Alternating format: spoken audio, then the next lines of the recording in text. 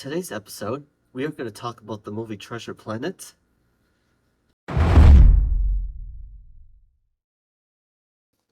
Time for some quick facts. This movie came out in theaters November 27, 2002, with a budget of $140 million. The main voice actors are Joseph Gordon-Levitt, Martin Short, Brian Murray, Emma Thompson, Michael Wincott, Laurie Metcalf, Dane Davis, Roscoe Lee Brown, and David Hyde Pierce. It didn't do well when it was first released. It made $12 million on opening weekend. The reason why it didn't do well is likely due to an older main character and a poor release date. The film usually made $109.6 million. I mean, they do so well with the animation, but they were disappointed that they didn't do well at the box office.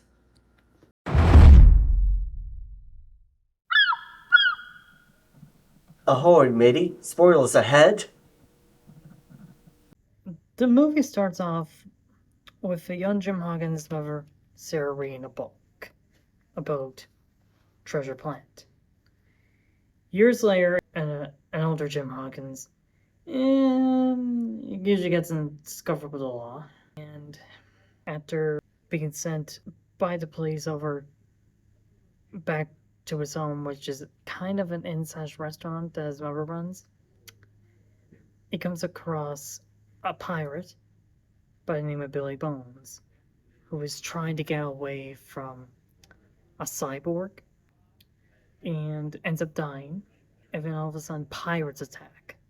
And Jim, his mother, and their family friend escape the inn and go over to the family friend's house to discover that there's a map that leads to Treasure Planet. So Jim and the family friend decide to team up to get the Treasure Planet. And they end up getting a ship, captained by Captain Amelia and her first mate, Mr. Arrow. Jim gets put in as a cabin boy, working alongside John Silver, who is actually the cyborg that the pirate Billy Bones was warning him about. And Silver takes Jim under his guidance just as a way to avoid suspicion of being the one that attacked the inn. Jim gets into a scuffle with a few of the crew members, who are later revealed to be pirates, including one named Scroop. After a while, they end up sailing right over to a black hole. Of course, they manage to escape the black hole, but before that happens, Scroop, who is working with Silver, ends up basically killing Mr. Arrow by cutting off his lifeline, which, as a result, frames Jim. A little while after, Jim finds out about Silver and the rest of them trying to pull a mutiny. Basically, in order to temporarily foil their plan, he stabs Silver with a part of his own Silver's body. And of course, he warns Amelia and Dr. Doppler about the plan. They manage to escape, find themselves on a planet, which we may reveal is Treasure Planet itself. Unfortunately, as they were escaping, Amelia got shot, and she's now injured. So Dr. Doppler has to look after her, and Jim goes off to find out where we are, running into a robot named Ben.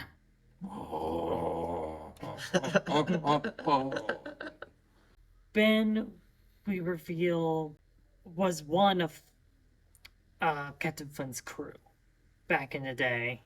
He has a memory problem because a part of himself was ripped off by Flint. Anyway, Ben takes Jim, Amelia, and Dr. Doppler back to his place so Amelia can heal. Silver shows up trying to bargain time for the map, which they end up finding out isn't a real map because Morph swapped the map with himself. Again, the absolute worst.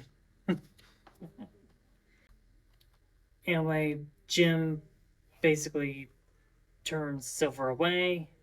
He goes back to the ship to find the map, only to run into Screw, who Ben helps him kill, getting rid of. They go back to Ben's place, where the pirates are there. And they take Jim, Ben, Amelia, and Dr. Jobber hostage and take them along with them to find a treasure.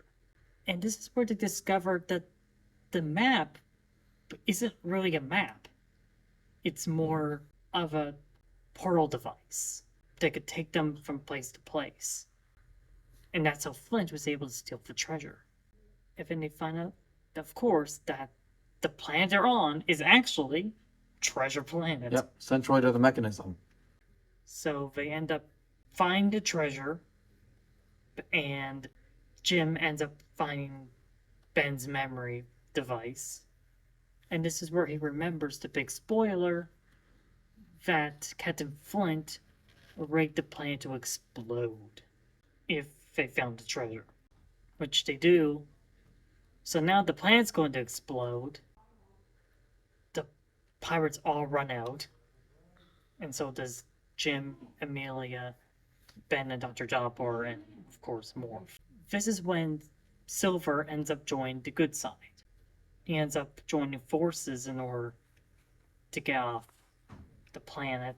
And while the other pirates are going to face trial for creating a mutiny and being evil and all that, Silver, of course, has turned over a good leaf and leaves Morph with Jim in order to look after. And they end up using some of the treasure in order to get Jim's mother's business back and running. Yeah.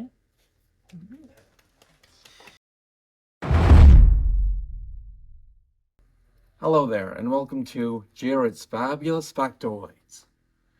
And this is where we discuss factoids that will blow your mind. There was a planned direct-to-DVD sequel centering around Jim attending the Interstellar Academy and being forced to team up with Silver and another student named Katie against the Willem Dafoe-voiced villain Ironbeard. This would have led into a TV series, but with how badly E Treasure Planet bombed, any plans for a franchise were kiboshed.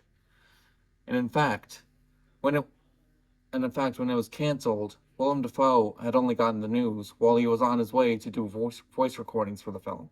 Directors John Musker and Ron Clements came up with the idea in the 1980s and pitched Treasure Planet after the release of The Great Mouse Detective, and multiple movies after that.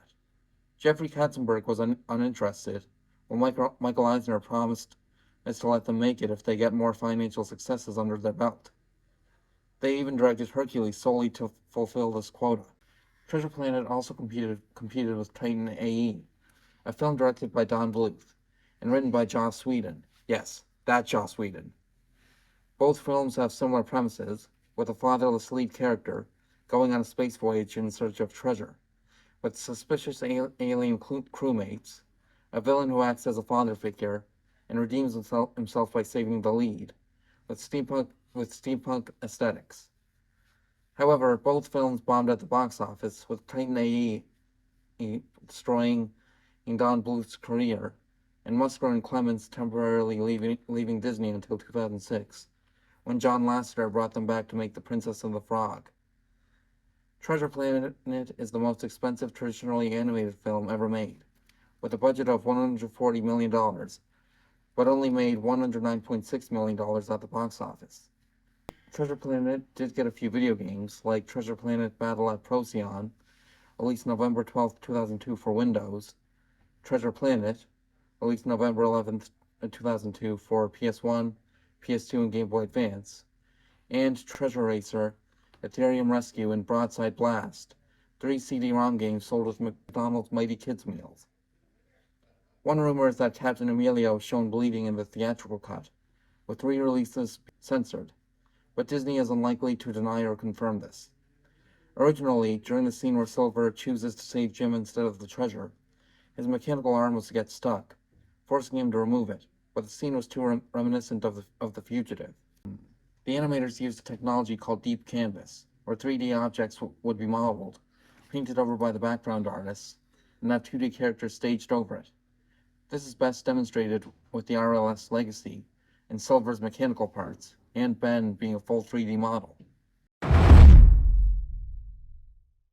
I really liked the animation. The animation was good. The problem was it was in space. It was in space. It didn't do well so well with the Disney Renaissance. If you wanted to do an anime adaptation of Treasure Island, why not just make it an anime adaptation of Treasure Island and not add space at all? Well, about the space setting, I personally think that it actually sets it apart not just from other Disney films, but also like other Treasure Island adaptations. Because in my mind, Disney already did a straightforward adaptation of Treasure Island back in 1950. So if they like just did another straightforward adaptation, like really like what's the point? I mean, I'm glad they at least like made it different. To be fair, they made two straightforward adaptations. The Oh. Treasure Island for 1950 and Muppet Treasure Island. Well, I don't know about like Muppet Treasure Island because again, like that was a Muppet movie, Yeah, even though it was an adaptation of Treasure Island. The original 1950 version is the most straightforward adaptation, is what I mean. that does make sense. Yeah. It does make sense. What I like about Treasure Planet is I like the solo surfers because they're fast and awesome. And Ben robots are pretty awesome and cool. I wish I had a talking robot. I wouldn't mind myself getting a robot. That would probably like help me though, drive me to work. Well, if it was a killer robot, I'd be down for a killer robot. Maybe if it's XJ9 or Jenny Wakeman from My Life as a Teenage Robot, then we'll talk. It's a Disney movie. It's fun. People can watch that type of stuff. In the 1996 movie Muppet Treasure Island, I think it stars Tim Curry as the pirate. I think that's all I can think of. Well, for what I liked, I think they make a great use of like the technology for deep canvas, where they blend together 3D and 2D beautifully, and it actually still holds up incredibly to this day. Also, I think the bond between like John Silver and Jim Hawkins is actually really well done. As for what I didn't like, oof, I really did not like Ben or Morph because they feel like I don't know, they feel like the obligatory Disney comedic sidekick characters. Well, Like I don't know. It's like an executive thought, hey, this movie doesn't have enough comedy in it. Let's put in some like comic reliefs. Is what I mean. true. Yeah. Ben and Morph were bad. Although Ben did have a good part of the plot, which was, of course, he knew that the planet was going to blow up. Oh yeah, I mean, he's not completely irrelevant. Like, though I guess like to be fair, other than that, I don't think it really contributes much. And to be fair, the blowing up of the planet, that's not sure that was epic, Yeah. but that's not how the way the book of Treasure Island worked. Hmm. You don't blow up an island. Was it lost? I suppose they wanted to give him more of like a higher stakes, I guess, to make the climax more exciting. I mean, that's my point of view.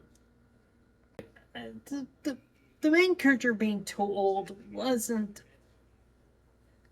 the reason why it flopped. I mean, It wasn't really the reason why it flopped. and as I've mentioned, like, a lot of Disney princesses are teenagers. Sure, like, he's older in respect to the original incarnation of Jim Hawkins, but Exactly. not much. Yeah, And not much. Maybe like a few years. The main factor why I didn't do so well was because it was up against freaking Harry Potter and the Chamber of Secrets. That's true. Well, like, And Harry Potter was popular ever since the Philosopher's Stone.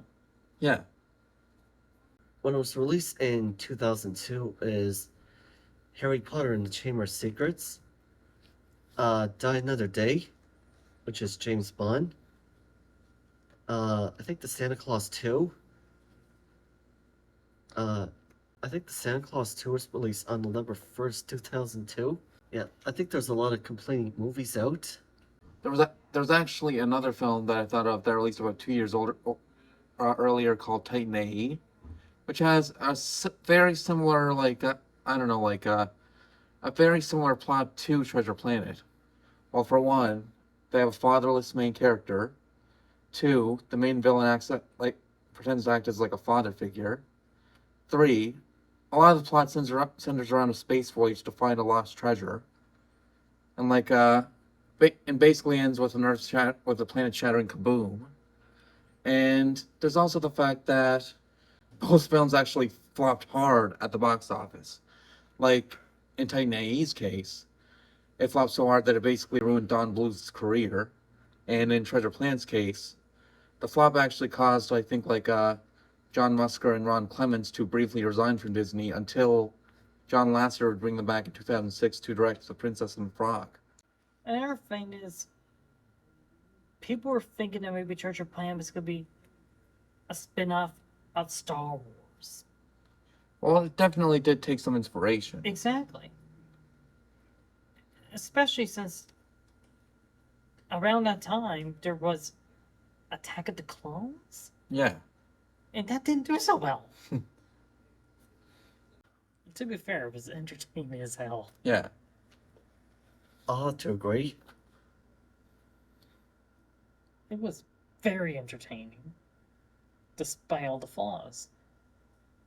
I mean, yeah, I personally think that if those flaws weren't there, like, in my personal opinion, it could have been up there with some of Disney's greatest. True. Yeah.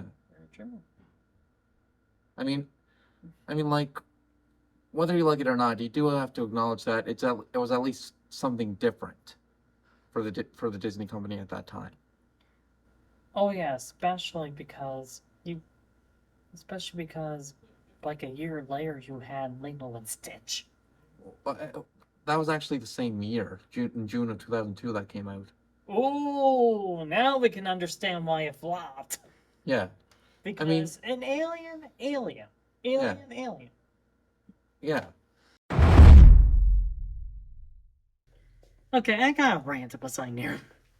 The character of Morph is ridiculous. I want to grab that blob and squish him right under my fist. He's so annoying. He's more annoying than Ben. At least Ben is a more important part to play than Morph. But I'm like, what's the point of Morph? What, a running gag? Hey, I can transform to things. Okay, where are you, a power? Where are you, a transformer? Basically, my rant is, why have the character morph? It makes zero sense. Time for Jared Orrell's Top 5 Treasure Planet Space Tropes. My 5 Treasure Planet space tropes are space pirates, solo surfers, aliens, RLS Legacy, a pirate ship, and outer space.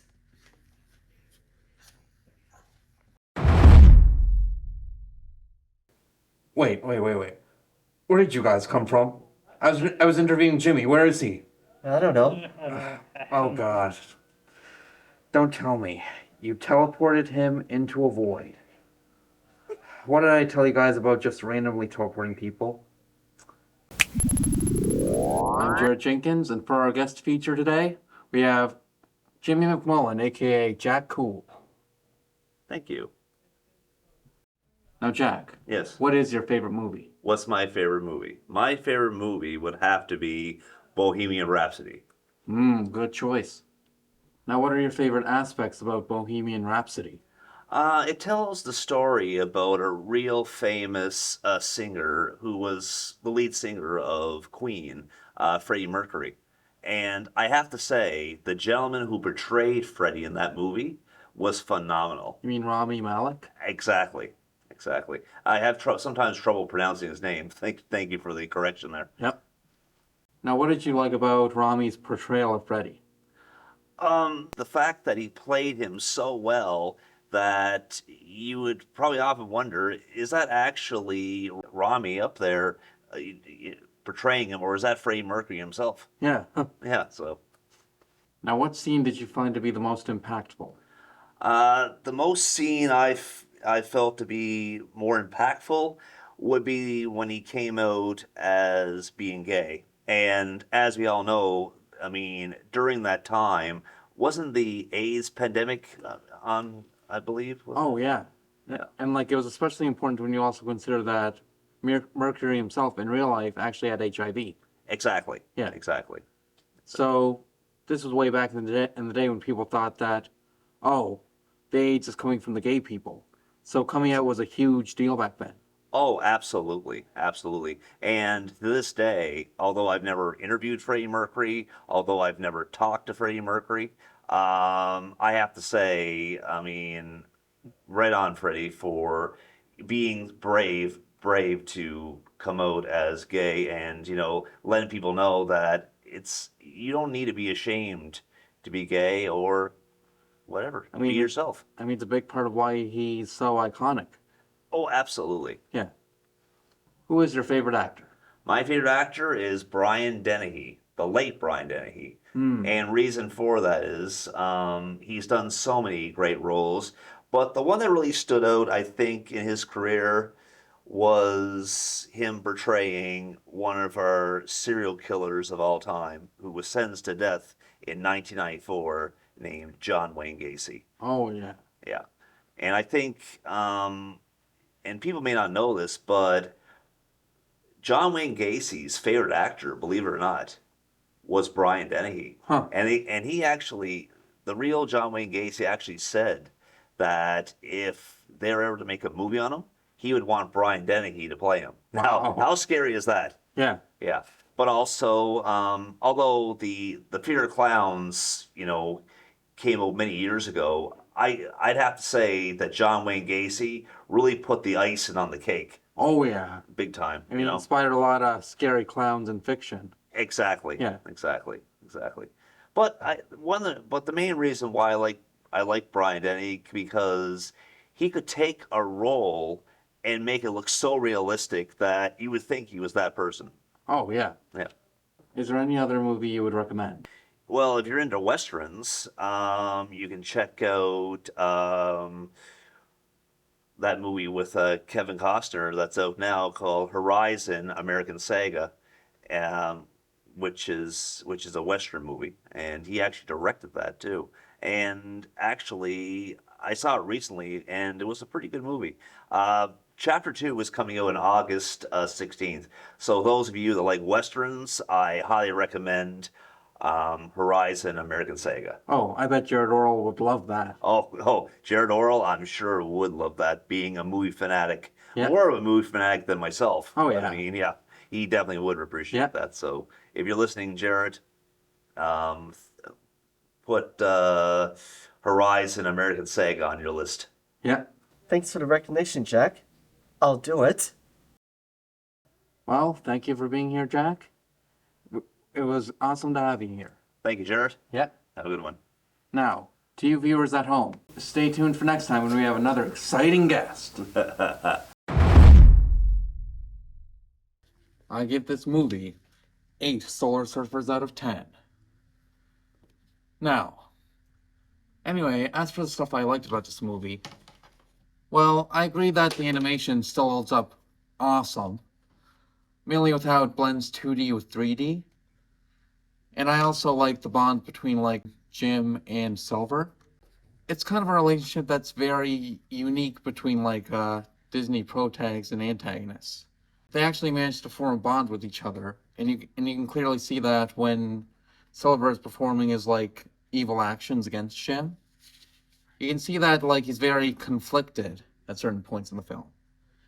And I think that's a big part of what makes Silver such an interesting character to me in terms of like Disney villains. Like, he's not a good guy, but he's not completely heinous or evil. Like, he has a soft side to him. What holds this movie back from being perfect, in my opinion, is Morph. And then there's Ben, but unlike Morph, at least Ben actually does something that's like kind of relevant to the plot. But but but anyway, like well, those are my thoughts. On to you guys. I would rate this movie 8 out of 10. 8 galaxies out of 10. Lots of space travel and lots of galaxies. I like it because it has action, lots of space travel, and Disney movies are so fun to watch. Yeah, and it even got some science fiction. I rate this movie 7 out of 10 aliens. The, the animation, I really enjoyed. The plot interested me. But a plane exploding? Really? And Morph, seriously? Why go, Transformer? Here's a nice horror movie for you guys to watch, and that's Jurassic Park. I think it's perfect for the summer. I have a movie suggestion for everyone. Everyone needs to see the movie called Oppenheimer. It made a lot of money at the box office behind Barbie. It won a lot at the Oscars. Best Director, Christopher Norton. Best Picture. Best Actor, Cillian Murphy. Best Supporting Actor, Robert Downey Jr. Best Cinematography. And Best Original Score. If you hadn't seen this movie, I suggest you should watch it at your own home. Do it now. Well, for my movie suggestion, for anyone who would like yet another animated swashbuckling pirate adventure, I would suggest Sinbad, Legend of the Seven Seas. Mainly because its screenplay was originally written by Terry Rossio, who wrote the screenplay for Treasure Planet. And Terry Rossio is also notable for co-writing Shrek alongside Ted Elliott. And he also co-wrote on movies such as Aladdin, and I believe is known for creating Pirates of the Caribbean. Please leave a comment below with your video suggestion. Stay tuned for our next episode. Thanks for watching, everyone. And this is the Critical 3 tuning out. My name is Jared Jenkins. My name is Jared Orrell. My name is Mason Ryan. And We are Critical 3.